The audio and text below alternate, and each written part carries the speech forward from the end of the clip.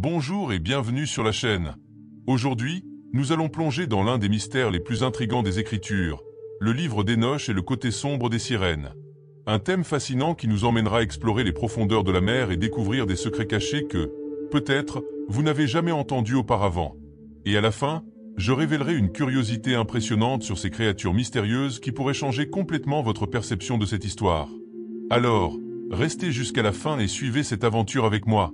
L'histoire se déroule à une époque ancienne, avant le déluge, lorsque les fils de Dieu habitaient la terre aux côtés des humains.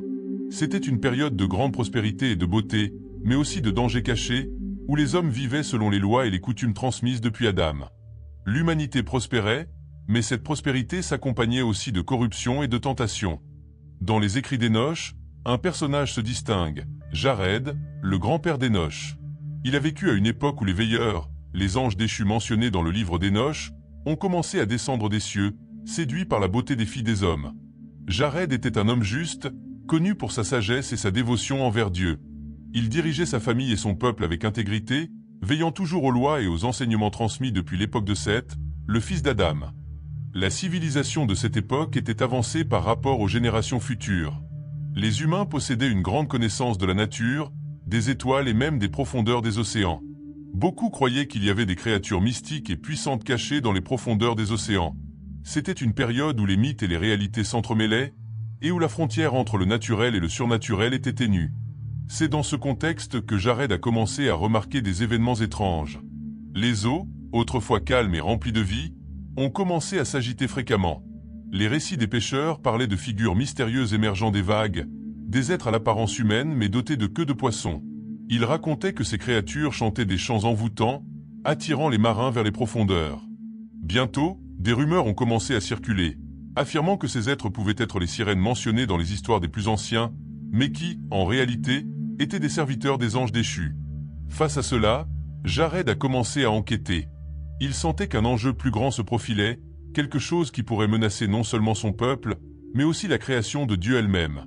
Le cœur lourd, il chercha des conseils dans les anciens écrits et prophéties, tentant de comprendre la signification de cette nouvelle menace qui émergeait des eaux. Alors que Jared enquêtait sur les mystères de la mer, il commença à percevoir que la présence des sirènes était plus troublante qu'il ne l'avait imaginé. Beaucoup des hommes qui partaient en mer pour pêcher ne revenaient pas. Les familles étaient dévastées et, avec le temps, la peur s'empara de la population. Le peuple commença à questionner Jared, qui, en tant que leader, avait la responsabilité de maintenir la sécurité et l'ordre. Une nuit, alors qu'il priait, Jared reçut un rêve énigmatique. Il se vit marcher au bord de la mer, et les vagues l'appelaient par son nom. Dans le rêve, une figure de lumière s'approcha et dit « Jared, l'ennemi guette sous les eaux. Ce que tu vois ne sont que des ombres de ce qui est à venir.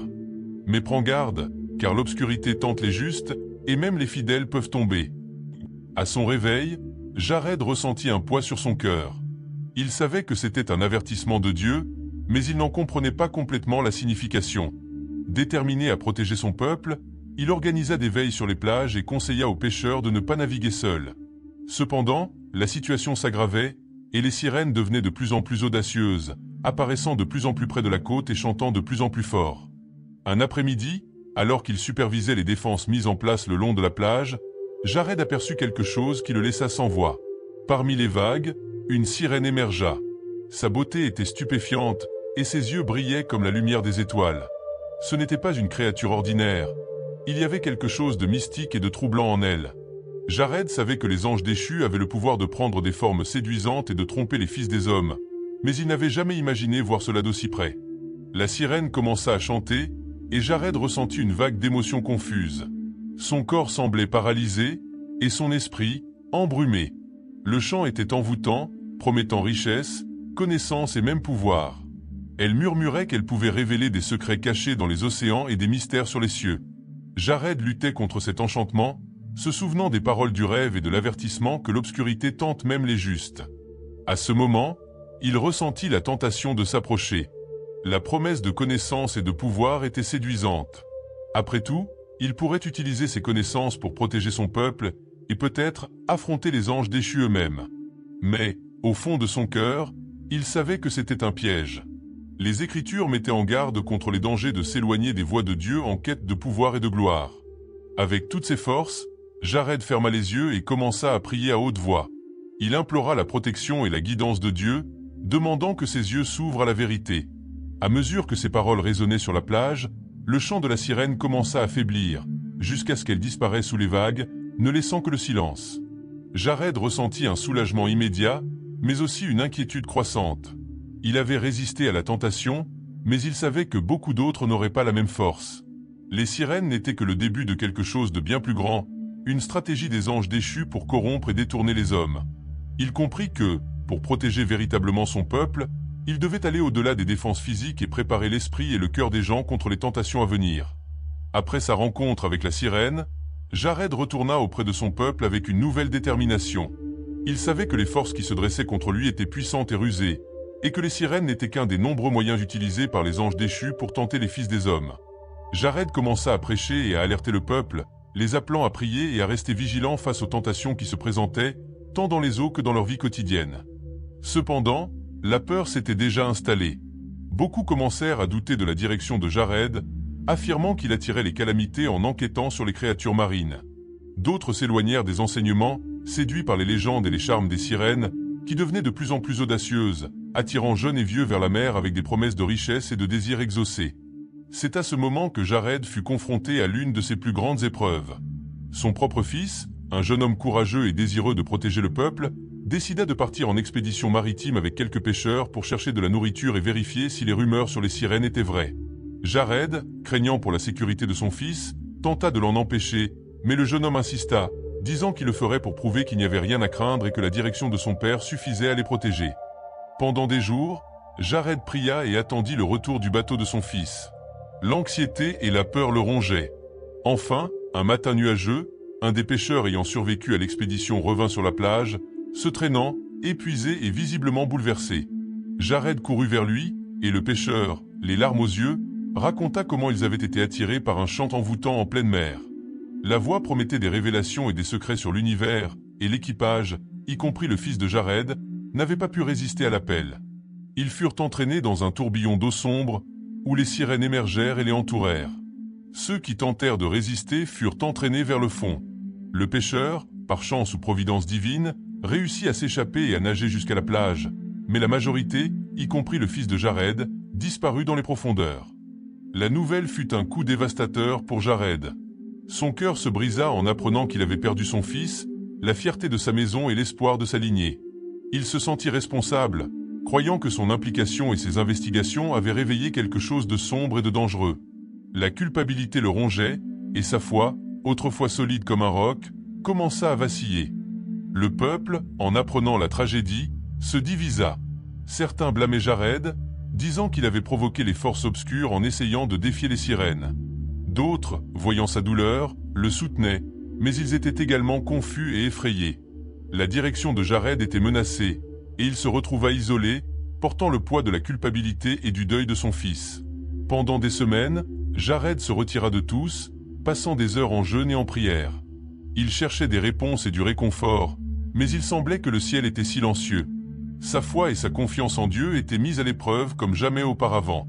La culpabilité des choix de son fils et la perte de tant de vie pesaient sur son esprit, et il commença à se demander s'il faisait vraiment ce que Dieu voulait ou s'il s'était égaré.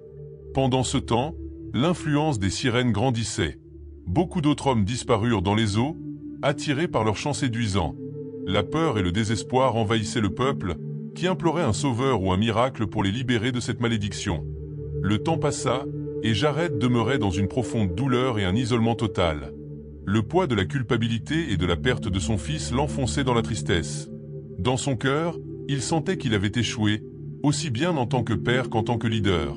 Les voix accusatrices qui résonnaient dans son esprit lui disaient qu'il s'était égaré et que la colère de Dieu pesait sur lui. Pourtant, au milieu de son angoisse, il s'accrochait à un fil d'espoir, la promesse que Dieu n'abandonne jamais ceux qui le cherchent de tout leur cœur. Une nuit, après des jours de jeûne et de prière, Jared eut un rêve puissant. Dans celui-ci, un prophète vêtu de blanc et au visage illuminé apparut, tenant un bâton.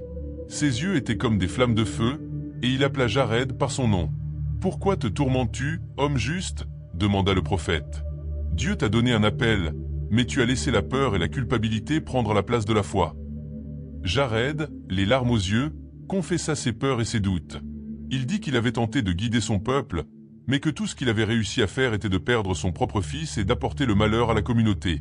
Le prophète, alors, tendit la main et d'une voix douce mais ferme, dit « Les eaux sombres qui entourent ton cœur sont l'œuvre de l'ennemi. Il t'accuse, mais Dieu est plus grand que ta culpabilité. Il t'a appelé pour une mission plus grande, mais tu dois comprendre que ton pouvoir n'est pas entre tes mains, mais entre les mains du Très-Haut. » Le prophète toucha le front de Jared avec le bâton, et soudain, les visions des sirènes et des vagues sombres se dissipèrent. Jared se vit sur une vaste plaine, illuminée par la gloire de Dieu, et ressentit une paix qu'il n'avait pas éprouvée depuis longtemps. « Relève-toi et cherche la réconciliation », continua le prophète. « Va vers le peuple, confesse tes erreurs et restaure ton alliance avec le Seigneur. Le repentir sincère est le chemin vers la rédemption. » À son réveil, Jared se leva avec un nouveau but. Il sentit que Dieu, même au milieu de sa douleur, ne l'avait pas abandonné. Le matin suivant, il rassembla le peuple sur la place centrale, à côté du temple, et, avec un cœur humble, il confessa ses fautes. Il parla de comment il s'était laissé emporter par la peur et la culpabilité, mais qu'il comprenait maintenant que Dieu appelait tout le monde à un repentir collectif, à revenir vers le Seigneur et à chercher refuge en lui. Les paroles de Jared touchèrent le cœur des gens. Ils voyaient la sincérité dans ses yeux et entendaient la douleur dans sa voix. Beaucoup furent émus, et des larmes de repentir et de compassion furent versées. Le peuple, ému par l'honnêteté de leur leader, commença également à confesser ses propres péchés et peurs. Il y eut un grand cri, un mouvement de repentance et de quête de Dieu comme on n'en avait pas vu depuis des années. À ce moment-là, Jared sentit le poids sur ses épaules s'alléger. Il comprit qu'en confessant ses fautes et en se réconciliant avec Dieu et avec son peuple, il suivait le chemin de la rédemption. Un vent doux souffla, comme un signe de l'Esprit de Dieu lui-même, apportant réconfort et renouveau. À la fin de la réunion, Jared s'agenouilla au centre de la place et prononça une prière fervente, demandant à Dieu de libérer le peuple de cette malédiction qui les affligeait et de les protéger des tentations de l'ennemi. Il implora un nouveau commencement, une nouvelle alliance entre le peuple et Dieu, pour que tous puissent vivre dans la sainteté et la droiture. Après le grand cri de repentir mené par Jared, l'atmosphère au sein du peuple changea. Il y avait un renouveau spirituel, mais aussi un sentiment d'inquiétude. Beaucoup comprenaient que, bien qu'ils se tournassent vers Dieu, les conséquences des choix et des péchés passés devaient encore être affrontées. Jared savait que le chemin vers la restauration ne serait pas facile et que Dieu, dans sa justice, permettait que les conséquences servent de leçons durables. Quelques jours après la grande assemblée, les eaux qui étaient autrefois agitées commencèrent à se calmer, mais un silence inquiétant planait sur le village. Jared se sentait en constante attente, conscient que quelque chose de significatif allait se produire. Il continuait à prier, demandant discernement et sagesse pour guider son peuple, mais, au fond de lui, il savait que Dieu était sur le point de juger les actions de ceux qui avaient cédé aux tentations. Une nuit, un grand tonnerre retentit dans les cieux, et une tempête se forma à l'horizon. Jared, en voyant les éclairs illuminer le ciel, sentit que Dieu se manifestait. Il convoqua le peuple à chercher refuge et à prier, car il croyait que c'était le moment du jugement divin. Alors que la tempête approchait, Jared entendit à nouveau la voix du prophète dans son cœur. Le temps de la récolte est arrivé, et chacun récoltera les fruits de ses choix. Les vagues commencèrent à grossir, et les sirènes, qui attiraient autrefois les hommes par leurs chants, émergèrent des eaux avec un air sombre. C'était comme si toute la séduction et la beauté qu'elles utilisaient auparavant pour tromper s'étaient transformées en une expression de fureur. Elles étaient là pour témoigner du jugement de ceux qui étaient tombés dans leur piège. Beaucoup de ceux qui avaient été séduits par les sirènes et qui ne s'étaient pas repentis sincèrement furent exposés. Ils restèrent paralysés de peur en voyant les créatures qu'ils recherchaient autrefois. Les sirènes ne les envoûtaient plus, mais les accusaient, comme si elles étaient des preuves vivantes des erreurs qu'ils avaient commises.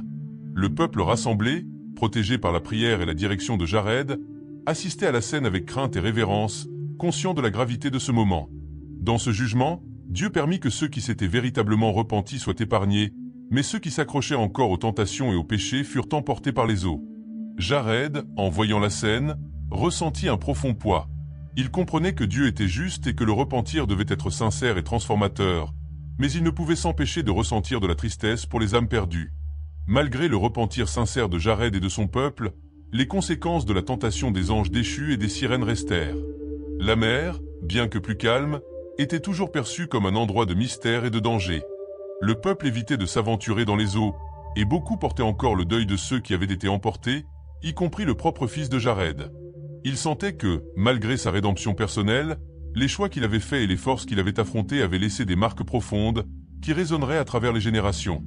Jared commença alors à enseigner à son peuple l'importance de rester ferme dans la foi et de ne jamais sous-estimer les tentations de l'ennemi. Il instruisit les nouvelles générations à se souvenir des jours des sirènes et des anges déchus, afin qu'elles ne s'écartent jamais des voies de Dieu, même face aux tentations les plus séduisantes. Après le jugement, un climat de révérence et d'humilité envahit le village. Jared et son peuple apprirent, de manière douloureuse, les conséquences de la tentation et du péché. Cependant, ce fut aussi un moment de transformation spirituelle. Dieu, dans sa miséricorde infinie, ne laissa pas son peuple sans espoir. Un matin, plusieurs semaines après la tempête et les événements marquant le jugement, Jared était en prière sur les collines proches du village. Il cherchait direction et réconfort, car le poids de la responsabilité et de la douleur des vies perdues pesait encore sur lui. C'est alors qu'une lumière intense l'entoura, et il se retrouva dans une vision divine. Dans cette vision, le même prophète qu'il avait confronté auparavant apparut de nouveau, mais cette fois-ci, son visage reflétait la paix et la compassion. « Jared, dit-il, le Seigneur a entendu le cri de repentir de son peuple. Même face au péché, il est fidèle pour restaurer et transformer. La miséricorde du Très-Haut est plus grande que n'importe quelle obscurité que l'ennemi peut lancer. » Le prophète pointa vers la mer, et Jared vit quelque chose d'extraordinaire. Les eaux, autrefois tumultueuses et menaçantes, s'ouvrirent, révélant un chemin sûr. Sur ce chemin, il vit des hommes et des femmes marchant, portant des torchers qui illuminaient les ténèbres. « C'est le chemin de la rédemption », expliqua le prophète. Ceux qui se tourneront vers le Seigneur avec sincérité de cœur trouveront non seulement le pardon, mais aussi un but renouvelé. À son réveil, Jared ressentit une paix profonde. Il comprit que, bien que les conséquences des péchés soient réelles, la miséricorde de Dieu offrait un chemin de restauration. Il convoqua de nouveau le peuple, partageant la vision qu'il avait reçue et affirmant que, malgré les difficultés, Dieu était toujours avec eux, prêt à guider et à bénir ceux qui restaient fidèles. Dans les jours qui suivirent, le village commença à se transformer. Jared dirigea une série de cultes et de célébrations de gratitude, exaltant la bonté de Dieu. Ils érigèrent un autel au bord de la mer, un symbole de renouveau et d'espoir. Le peuple chantait des cantiques et des psaumes, louant le Seigneur pour sa miséricorde, et, petit à petit, la joie revint dans cette communauté. Même ceux qui avaient perdu des êtres chers trouvèrent du réconfort et du renouveau en voyant que Dieu restaurait leur vie. Les gens commencèrent à s'entraider, reconstruisant des liens de foi et de communauté. Jared, maintenant plus sage et plus proche de Dieu, sentait qu'il avait un nouveau but pour lui et pour son peuple, être témoin du pouvoir rédempteur de Dieu au milieu des épreuves et des tentations. Dieu bénit le peuple et, avec le temps, les eaux de la mer redevinrent une source de subsistance et de vie. Les sirènes disparurent et les hommes retournèrent pêcher, mais toujours avec gratitude et révérence, se souvenant du prix payé et des leçons apprises. Jared se mit à enseigner aux nouvelles générations les dangers de l'ennemi et la nécessité de rester ferme dans la foi, quelle que soit la tentation. Des années passèrent depuis les événements qui avaient marqué le village et la vie de Jared. La communauté, désormais restaurée et plus unie, prospérait sous la direction renouvelée et spirituelle de son leader. Jared était devenu un symbole de foi et de sagesse pour tous, quelqu'un qui avait affronté de grandes épreuves et par le repentir et la miséricorde divine, avait trouvé rédemption et un nouveau sens à sa vie. L'autel qu'ils avaient construit au bord de la mer devint un lieu sacré, où les générations suivantes se rassemblaient pour adorer et remercier Dieu pour les bénédictions qu'ils recevaient. Là, Jared racontait son histoire aux jeunes, leur rappelant les dangers que les tentations pouvaient apporter et le pouvoir transformateur d'un repentir sincère. Il enseignait que l'héritage le plus important que l'on pouvait laisser était une foi ferme en Dieu et l'exemple d'une vie cherchant, avant tout, à marcher dans les voies du Seigneur.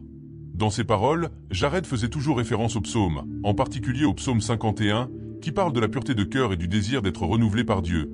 Crée en moi un cœur pur, ô Dieu, et renouvelle en moi un esprit inébranlable. Ces mots devinrent un leitmotiv pour le peuple, qui se rassemblait pour les chanter comme une manière de réaffirmer leur alliance avec Dieu et de se rappeler l'importance de vivre en sainteté. L'héritage de Jared n'était pas seulement celui d'un leader qui avait guidé son peuple, mais celui de quelqu'un qui avait transformé sa propre tragédie en un témoignage d'espoir. Son fils, perdu dans les eaux, devint un symbole de sacrifice et un appel pour que chaque homme et chaque femme du peuple reste vigilant et ferme dans la foi, afin que plus jamais il n'ait à subir les mêmes épreuves. À la fin de sa vie, déjà avancé en âge, Jared eut une autre vision. Il vit un grand fleuve d'eau pure et cristalline qui coulait depuis le trône de Dieu, et il entendit une voix qui disait « Les eaux du Seigneur apportent la vie, et ceux qui s'y baignent seront guéris et restaurés. Ton peuple sera comme un arbre planté près des rivières d'eau, dont les feuilles ne flétrissent jamais et qui porte des fruits en toute saison. » Jared comprit que c'était une promesse que, tant que le peuple resterait fidèle, Dieu serait toujours présent, comme une source constante de vie et de restauration. Lorsque Jared mourut, le peuple l'honora par de grands chants et des célébrations. Son héritage de foi et d'obéissance à Dieu resta gravé dans les cœurs de tous, et son histoire fut racontée de génération en génération comme un exemple que, même dans les plus grandes épreuves, Dieu est fidèle et juste pour racheter et transformer ceux qui se tournent vers lui. Les leçons spirituelles de sa vie devinrent un fondement pour le peuple, qui grandit fort et uni, avec une foi profonde enracinée dans la miséricorde et la grâce de Dieu. Ainsi, l'histoire de Jared et des sirènes du livre d'Enoch fut transmise de génération en génération, comme un rappel que le pouvoir de Dieu triomphe toujours des forces des ténèbres, et que son amour et sa miséricorde sont plus grands que n'importe quelle tentation.